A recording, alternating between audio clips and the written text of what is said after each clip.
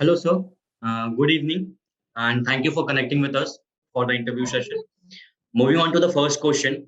My first question is, being the chairman of Alard Group of Institute, Pune, kindly tell us about your experience in the education industry and what makes it the best industries to work in.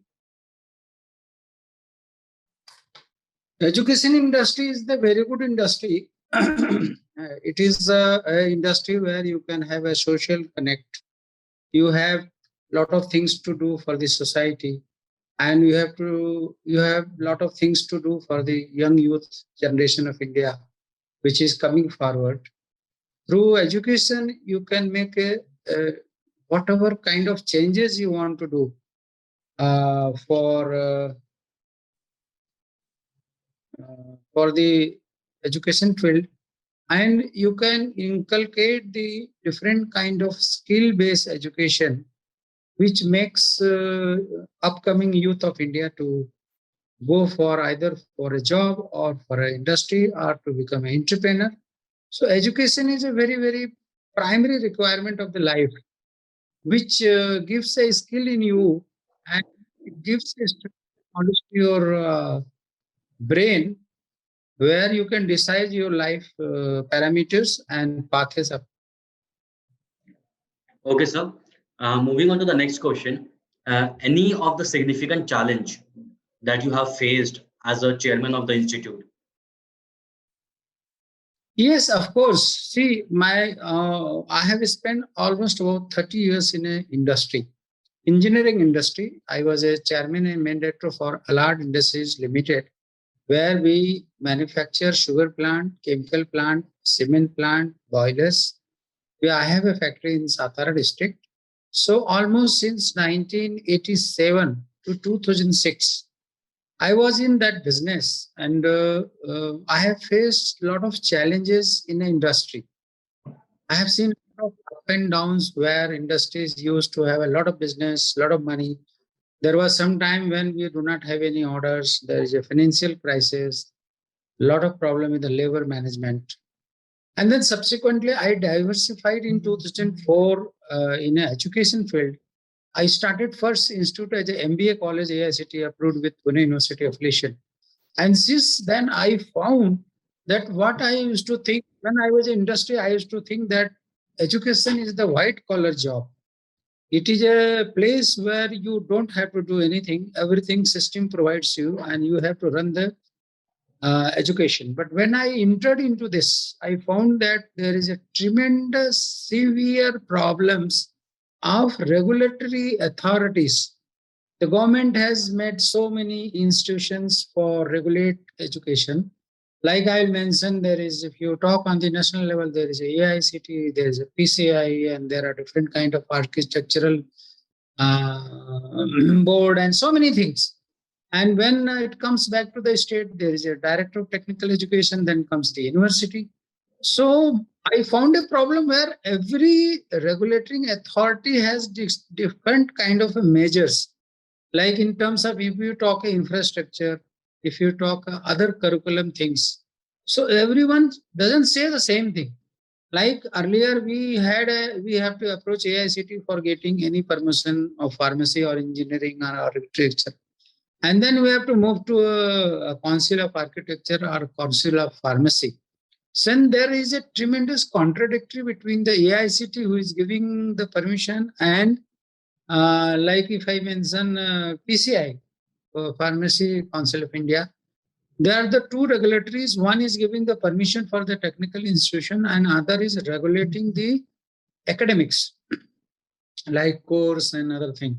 And Pune University is giving you curriculum and degree certificates. So all the three are not at one place. They say three things differently. So for any entrepreneur, it becomes very difficult when he comes in and when he starts putting an institution, he has to tackle all the three regulatory authorities. And then you find a very severe problem in terms of investment. And then somebody will say this, somebody will say that. And looking to all these, I have almost done about 7 institutions. Like I did my first institution as an MBA college, then I did the engineering college in 2009. Then I did my pharmacy college in 2006. Then I did MCA college. Then I did BBA, BCA college.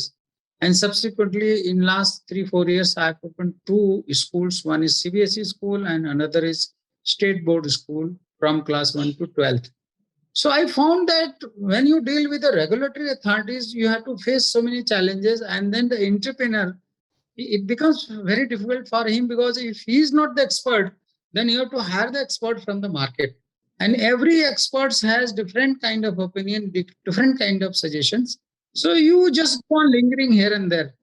After making such a vast experience of establishment, because I am very much expert in infrastructure development, I can do the building. If somebody does for 12 months, I will do it for 8 months. That is my skill. If somebody has to spend for engineering college 35 crores, I will do it for 30 crores. This is my skill. So doing all these things, I found that regulatory authorities has to be come together and they have to make a lot of changes, because as an entrepreneur, somebody has to spend a lot of money on infrastructure investment. But when you run the college, it doesn't need that much infrastructure. So you find that you have made a dead investment.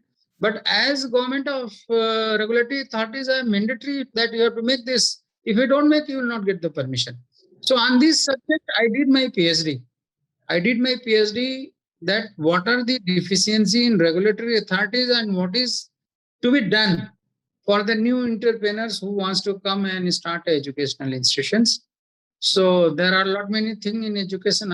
As I described you, this is the challenges I have faced in my life for establishing my institution. Okay, sir. So moving on to the next question. How do you tend to establish a relation with the students being a chairman? How do you make yourself available for them? See, it is very, very important question you have asked, because as a head of the institution, I feel that it is my duty to interact the students, understand their problems, difficulties, whatever they are getting from my institution. Is there any more thing required? I always meet them. If there is any cultural program, I join them, and then it helps me to implement this to make a better institution uh, as far as education is concerned. So I'm very fond of meeting the my students. Okay, that's a great step, sir. Moving on to the next question. And tell me about the efforts behind establishing such a successful college, and how do you plan to take it to greater heights?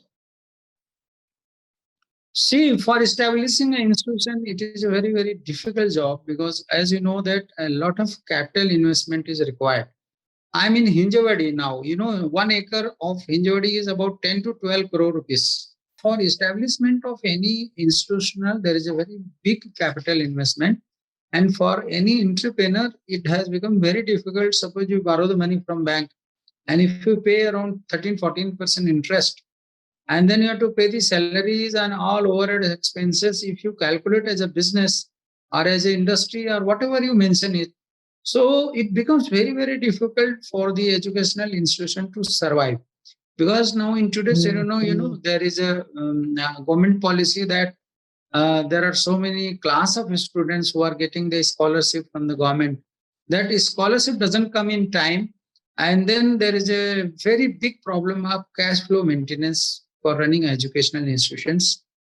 But by grace of God, out of span of this 16-17 years, I have also borrowed crores and crores of rupees, but I am now paid everything. I am a debt-free institution in Pune.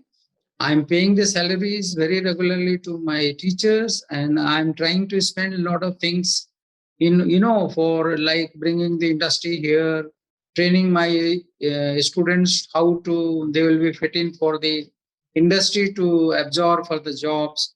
So we are working on this field very sincerely, and we are putting all type of efforts. As I have spent my life, most of the life in industry, so I have a very good connect with the industry. Then it helps me to bring the good quality of institutions, industry here, and that helps us to place our children. Okay, sir. So moving on to the next question. How do you create a student-centric environment in your institute?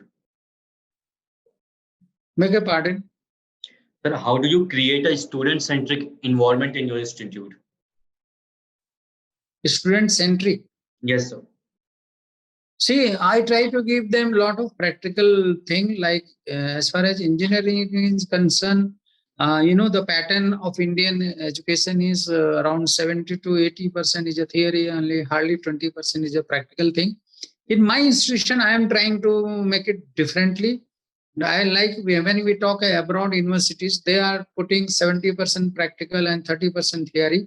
I'm trying to work on those lines, and I'm trying to bring more and more industry towards us. We have signed so many contracts with the industry, and we are trying to put our children more towards the practical experience with the industry.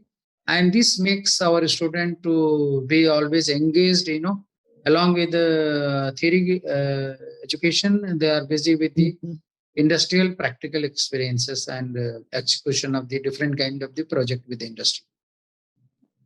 Okay, sir. Sir, what would be your ideal school environment, and how do you encourage that kind of culture in your institute? See, I nowadays what has become is the student is coming to your institution, and after completing his degree, he wants that you should place him for the higher salary.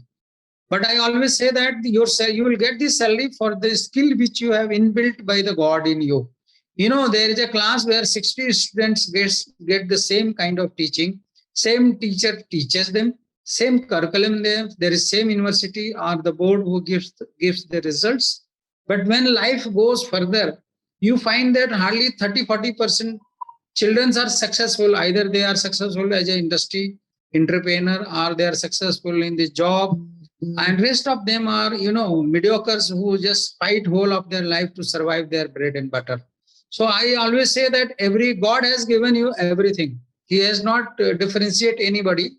So God has given everybody the same skill is there in your body, in your mind, in your brain. It individual personality who tries to skill out and bring out your skill and make exposure to the industry, or the person who has come to take your interview. He doesn't see your degree or he doesn't see your marks. He always see that if he takes you in his industry, what you are going to play for him, how much business you are going to do for him.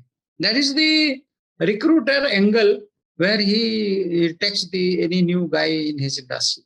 So when I was quite young in 1987, I passed out my college, and then I was given a job of marketing.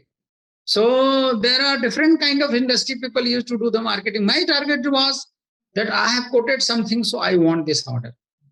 So I used to work on that line, and if I quote 20 projects, I used to get at least 10 projects, 50%. I used to take by all means, and then I used to supply, execute, and make it commission, and see that my client is fully satisfied.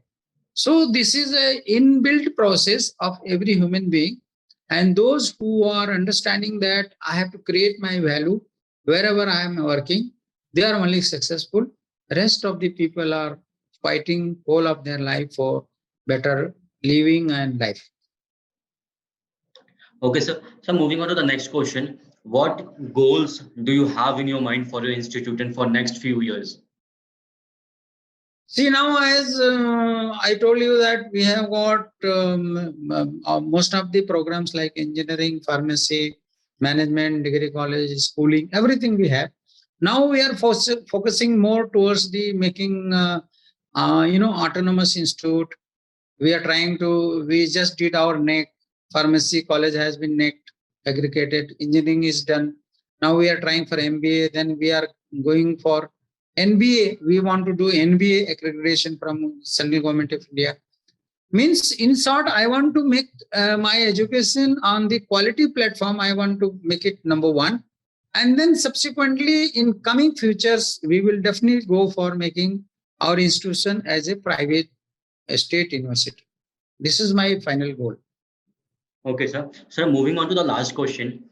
Being a chairman, what suggestion do you have and do you like to give to the current youth and the aspiring students? See, my message is that as a student, you are choosing the courses. No course is bad. If I explain you my education, I come from a very village family. My father was a farmer, and my education was done in a village school up to 10th. Then from there, I was put into Pune, and I took the admission in modern college for 11th and 12th. But doing that in science, then I tried for my engineering admission. So I couldn't get. Those days, getting engineering admission were very difficult. So anyhow, my father could manage to get me admission in Manipal University. I went there. I spent one month, but I didn't like it because I came from all the way from East UP, and then I was not so good in English, and then I have never moved out in my life from any new place. So it made me very difficult to survive there. So I quit my admission. I came back to Pune. Then I did my BSc in chemistry from Odia College. 3 years I did, and then I joined my business. I spent in business about 3-4 years. Then I realized that I'm working in an engineering company. I'm not an engineer. Then I took again admission in engineering college. I did my engineering. There are many engineers who are not getting the job, and they are blaming the institution. See, institution is never responsible. What I am doing is I am giving you a qualified teacher. I have given you infrastructure. I am giving you Pune University curriculum, and you are studying. But out of, suppose there are 60 batch students, 4-5 becomes entrepreneur, 4-5 becomes scholars, and rest are mediocres. So I always say that student, look, you have to understand yourself. You have to create your own brand value. You have to create your own knowledge base. And when you go for the industry, you have to show your 100% confidence. And you have to tell your employer that if you take me, what I'm going to do for you. If you expect 1 rupee from me, I'll try to earn you 2 rupees for you. So any company who wants to take you, he wants to see your confidence. He wants to see your scaling. He wants to show your way of working. So all these factors are very, very important along with the our any kind of education, either it is a graduate or it is just engineering graduate. So along with the education, you have to create a skill in you. You have to make some kind of expertise in you. And it is available in your, construction. God has given you a body. Everything is there inside you. You have to understand, recognize, and then develop yourself into that. And this is the message that you should not try that you want to go for the government jobs. I always say that you should try to become an entrepreneur. आप खुद नौकरी मांगने मत जाइए, but आप कम से कम 2 से 4 लोगों को नौकरी देने वाला बनिए. बहुत बड़ा स्कोप मार्केट में उपलब्ध है. कोई नौकरी करने की जरूरत नहीं है. अगर आपने अपने मन में ठान लिया कि नहीं मुझे बिजनेसमैन बनना है, तो 100% आप देख रहे हैं कि आजकल ब्रांडेड चाय बेचने वाला बंदा, चाय के ब्रांड पुणे में खुले हुए हैं और दे आर मेकिंग बिजनेस. एक बिजनेस आउटलेट में 25,000 रोज का चाय बेच रही है. इतना स्कोप है मार्केट में. आपको समझना होगा एंड डिसाइड करना होगा. There is a tremendous scope of business. पहले आप बिजनेसमैन बनिए. अगर वो नहीं जमता है तब आप नौकरी की सोचिए. और यही मेरा मैसेज है कि you don't try to become seeker a job. Don't seek a job, but you become a job giver. That's a great message, sir. That's all for today. Thank you for joining with us on a such short notice.